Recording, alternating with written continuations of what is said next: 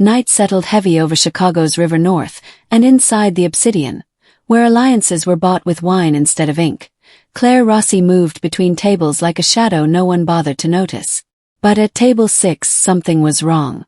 The fiancée's hand trembled as she checked her phone, its glow catching Claire's eye. North door locked. Cleaner team in place. 9 p.m. Claire's breath stilled. The clock read 8:52. Across from the woman plotting his death, Vincent Moretti sat calmly swirling his glass, unaware he was minutes from an execution. Claire stepped closer, her pulse shaking her ribs. "More wine, sir," she whispered. Vincent didn't look up, until Claire slipped a folded napkin beside his hand. "Ma'am dropped this earlier," she said gently. He opened it. "Your fiancé set a trap. Leave now." Vincent's eyes rose to hers, sharp, burning, dangerous. "Who told you to write this?" he muttered. "No one," Claire breathed. "But if you stay here, they won't leave anything to bury." In that instant the air shifted. Power cracked. And the invisible waitress had just lit the fuse that would tear Chicago open. If this opening pulls you in, hit like and subscribe to Real Life Stories New for more gripping stories. The moment Vincent Moretti's eyes met Claire Rossi's across the crowded dining room, the world inside the Obsidian tightened like a wire pulled too far. A single breath stretched into eternity as he folded the napkin she'd slipped him, tucking it beneath his palm as if he were merely adjusting his place setting. But Claire saw the truth, the subtle shift in his shoulders, the sudden stillness in a man who was never still. His mind was already calculating exits, timings, dangers. She stepped back, tray pressed against her ribs, trying to appear ordinary. Ordinary was safety. Ordinary was invisible. But invisible people didn't save crime bosses. Invisible people didn't rewrite the fate of an entire city. And tonight, she felt every pair of eyes that could expose her. Isabella's laugh rose above the music. Bright, polished, poisonous. "Vincent, darling," she purred, brushing her fingers along his sleeve. "You're so quiet tonight." Vincent lifted his gaze with a small, unreadable smile. "Just savoring the evening." Claire watched him angle slightly toward the hallway that led to the back exit. He wasn't running, not yet. A man like him didn't run until he knew exactly where every bullet would fall. Gilbert, the anxious floor manager, appeared at Claire's side, whispering sharply, "You're sweating. Wipe your forehead before someone complains." Then, lowering his voice further, "And stop hovering near that table. You want to get fired." Claire didn't answer.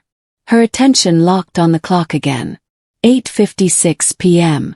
For minutes, a wine glass clinked, a signal from table 6.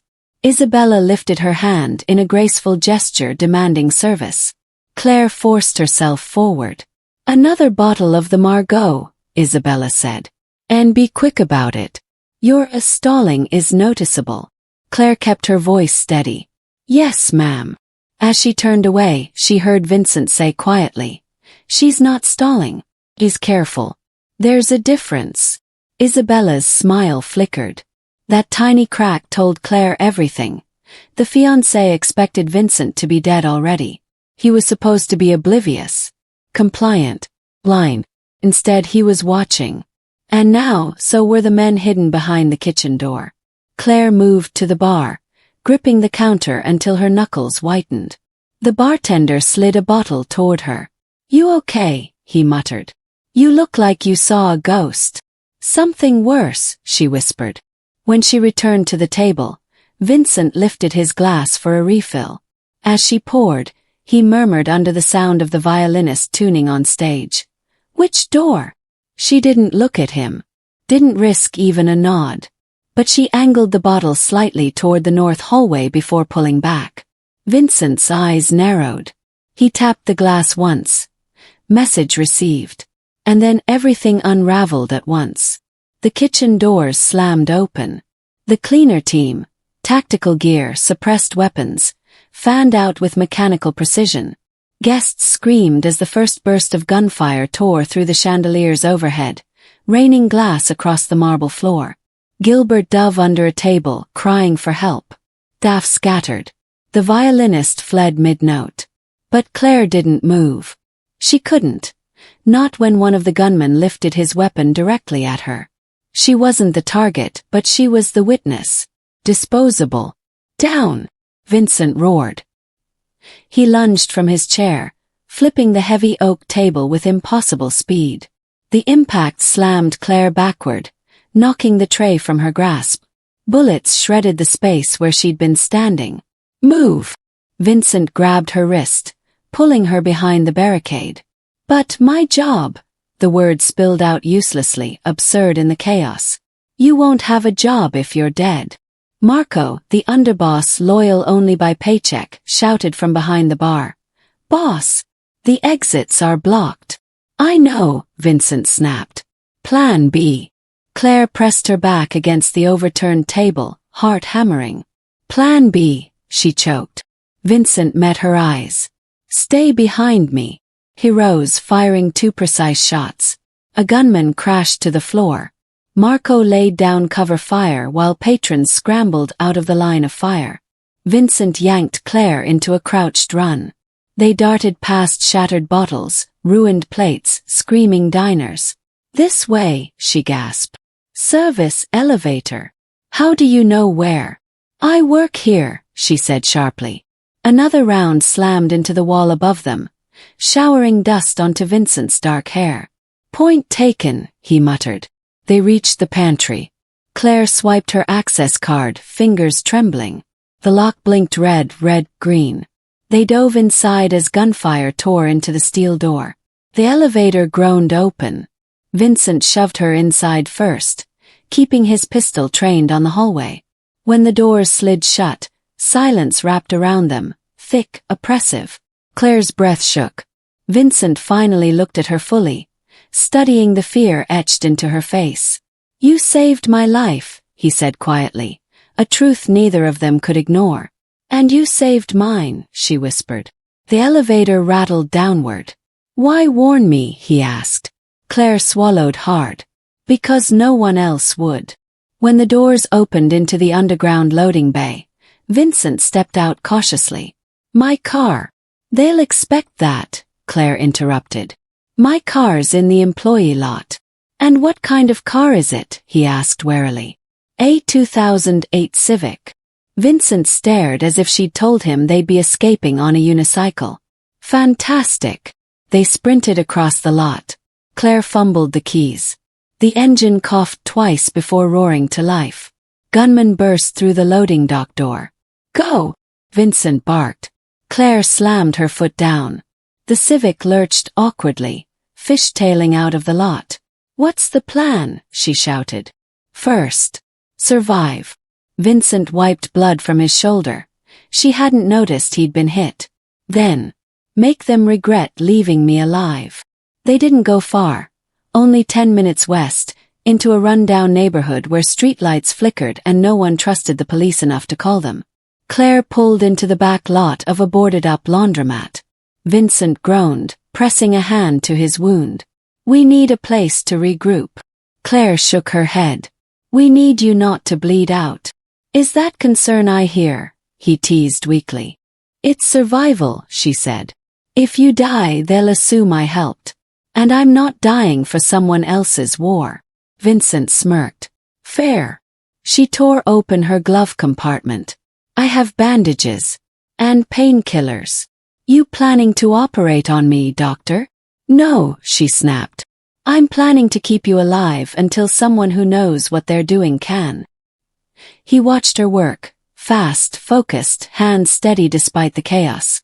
You're good at this, he murmured. I've had practice, she said. Life doesn't give people like me much room to fall apart. Vincent exhaled, a mixture of pain and admiration. You remind me of someone. Who? My mother, he said. Small, fierce, always 2 steps ahead. Claire looked away, uncomfortable with the seriousness in his tone. Before she could respond, headlights swept across the alley. Black SUV rolled to a stop. Vincent tensed. Get down. But instead of gunmen, a single man stepped out. Old, weary, familiar. Dante. Vincent breathed. The former enforcer, long cast out by Isabella, approached slowly. "Word travels fast, kid. You heard I'm dead?" Vincent asked dryly. Dante shrugged. "Heard you were dying. Which is close. But looks like you've got a guardian angel now." Claire stiffened. "I'm not." Vincent lifted a hand. "She saved me." Dante's eyes softened just slightly. "Then she's under my protection." Before Claire could argue, Dante continued. "Isabella's rallying every captain. She's burning your name, kid. She wants the city in her grip before sunrise." Vincent nodded once. "Then we hit her first." Claire stared at him. "You want to go back." "I want to win," Vincent corrected. "She set a trap. Now it's my turn." Dante cracked a grin.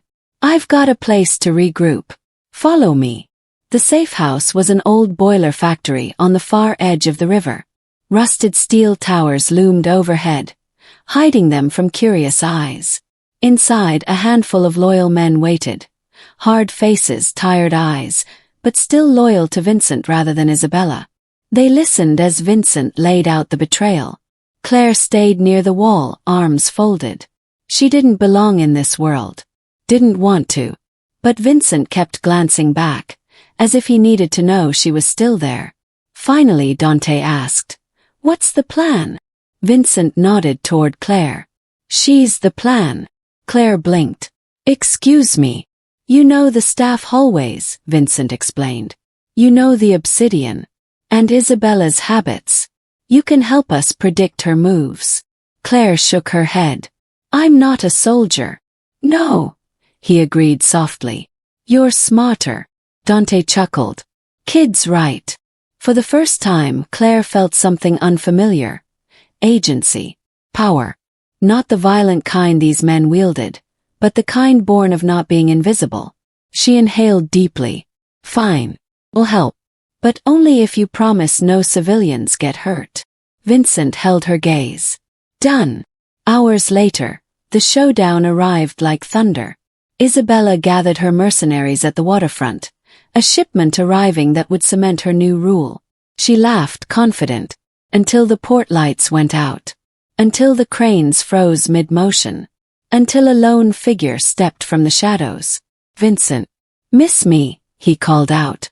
Gunfire erupted. Dante's men took the high ground, firing with trained precision. Claire, hidden behind a steel crate, used Vincent's signal to trigger the harbor's emergency floodlights, blinding Isabella's forces. Marco charged Vincent with a blade.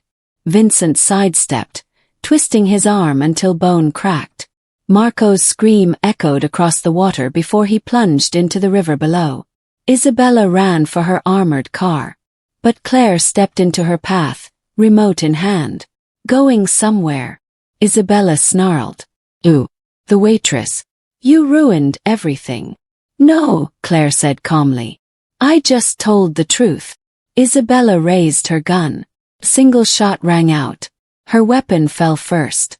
Then her knees. Vincent lowered his pistol. "Prison," he said coldly. "For every life you tried to take, including mine." Dante's men restrained her as sirens wailed. Real police this time, armed with evidence Claire had provided. As Isabella was hauled away screaming, Claire felt Vincent step beside her. "You okay?" he asked. She exhaled. "I will be." "We won," he said softly. Claire shook her head. "No. You reclaimed what was yours. I just refused to stay invisible." Vincent smiled. "Not anymore." When the chaos at the pier finally quieted, Claire stood near the water's edge, watching the last patrol boat drift away with Isabella in custody. For the first time all night, the city felt still. Not safe. Chicago never promised safety, but honest somehow, as if the truth had cut a clean line through the shadows. Vincent joined her, moving slower now, the weight of the night settling across his shoulders. "You didn't have to stay," he said, eyes trained on the dark river. Claire shook her head. "I stayed because running never fixed anything. Someone has to decide enough is enough." He glanced at her, surprised not by her courage. He'd seen that already, but by the quiet certainty in her voice. The woman who once slipped unnoticed between tables now stood steady in a place built to swallow people whole. "You changed everything tonight," he murmured. "No," Claire replied. "I just stopped pretending my voice didn't matter." The wind lifted a scrap of torn paper from the pier, a piece of the ledger that had brought the empire down.